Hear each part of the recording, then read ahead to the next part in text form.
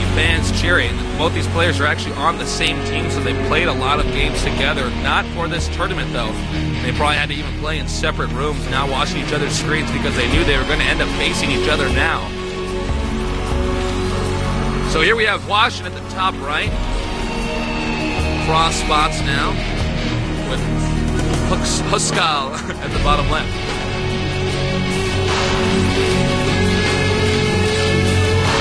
Here's a shot of Hwasin. Looks a little bit tense. After what was a very tense game where everything just fell apart, the game slipped in between his fingers. It was over before he knew what happened.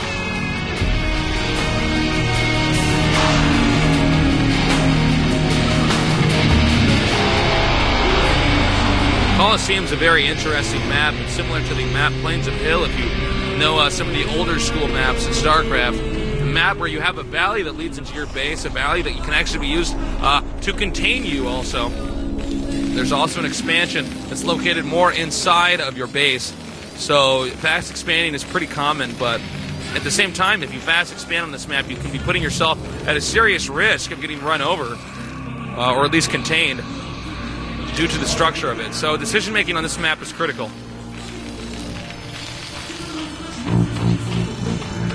And yes, PC Gamer, despite the speed, you do not get to throw the strategy out the window. There is a lot of thinking in this game. And that's the beautiful thing about StarCraft, is players are not just playing incredibly fast and mindlessly clicking buttons.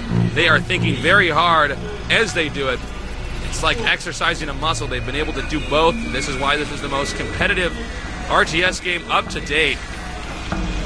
And also rapidly becoming the largest esports spectator sport out there, is because it is so exciting and so impressive that they can manage to pull off all these amazing stunts while maintaining their economy and controlling their army.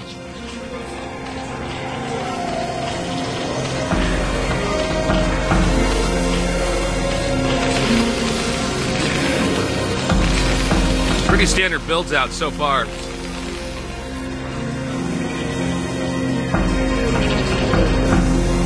Early barracks. We may see a fast command center once again. Fast hatchery for the Zerg. And of course, a spawning pool. A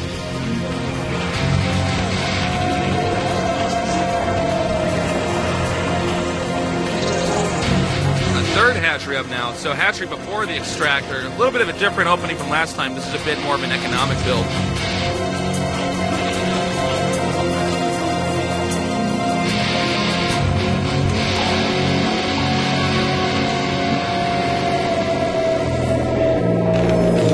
Command center now, as predicted for the Terran player Hwasin, has 3 Marines over here at the entrance. Note there is a neutral sunken colony on this map.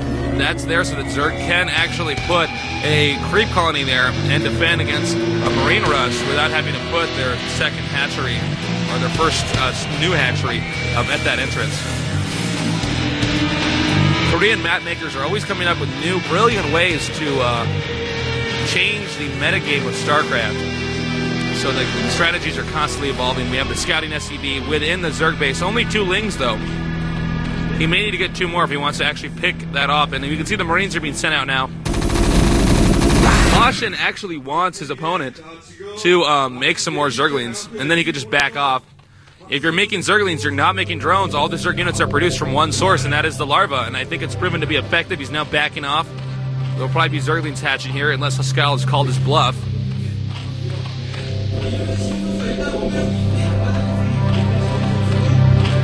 The extractor is now being taken. Both extractors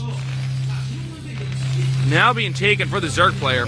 Huskal seems to have a heavy emphasis on Vespian gas in his strategy. Granted, you always need Vespian gas in this matchup.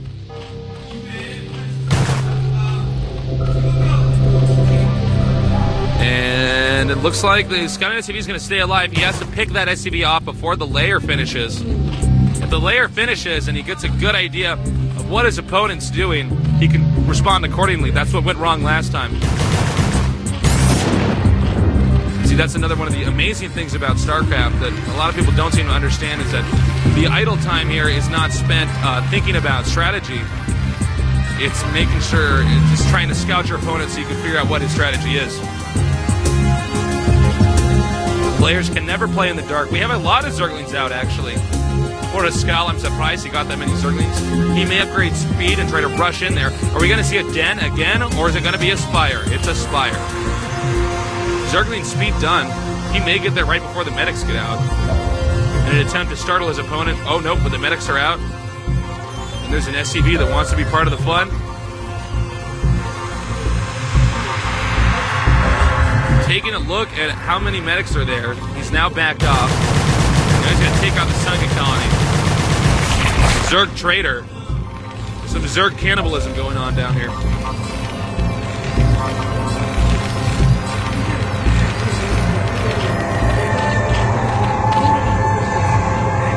So we can see that these Zerglings are still growing in numbers, actually. We may see a Zergling Mutalisk bus at the front. And with the number of Zerglings over here, I think that's what we can expect to see when Hwasin moves out. Oh, who is this guy? Burrow now? Huskal is really starting to impress me with his unique strategies that he's coming up with here. Now getting Burrow. So the plan is now he's going to wait for the Medic Marine to come out. When they walk over the burrowed lings, he's going to unburrow and dish out some serious ownage. Oh, you can hear how tense the green fangirls are in the audience. Oh no, he's so close. Here he comes now, moving in. Hwasin trying to move back towards his base. More Marines joining in. And fortunately for his excellent control, he managed to get out of there just in time. I don't think Huskal should have unburrowed so quickly. I think he should have waited just a little bit longer. And he could have wiped him out. Now the Zergling count has been reduced pretty considerably. This means that the Zerg probably does not have that many drones either. Now Hwasin moving towards his opponent's base rapidly. And here comes a counterattack with some Zerglings. Nope. He's going to move back. Looks like he wants to keep those Zerglings alive for as long as possible. He could get a surround with the Mutalisk and the Zerglings on the Medic Marine. It's going to come down to micro at this moment.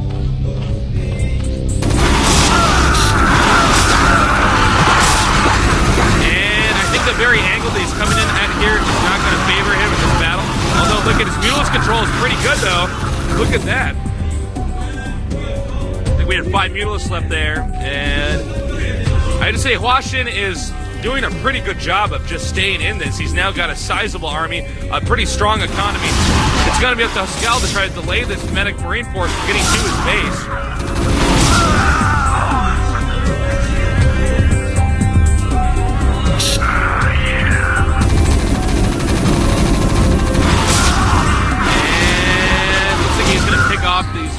This medic here. I don't think he's going to be able to make it all the way to his base. I think Huskal's Mutalisk micro might be too good. Here he comes again. Although, you know, he seems to like not quite be attacking the right Marines here. And no, man, no, he is actually starting to lose this battle, as you can see. Hwasin closing in on him. Oh, no! I think this may end pretty soon here if he can get inside of his base. I think there's only about 4 Mutalisks there and make it 5 soon. Zergling's coming out. He has to hold off this attack. There's too many Medic Marine coming his way.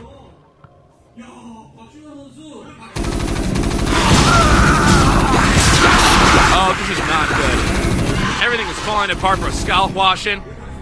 He's about to walk over his opponent. That is not Huskal's Sunken Colony. That is the neutral Sunken Colony. He did not opt to build anything there. And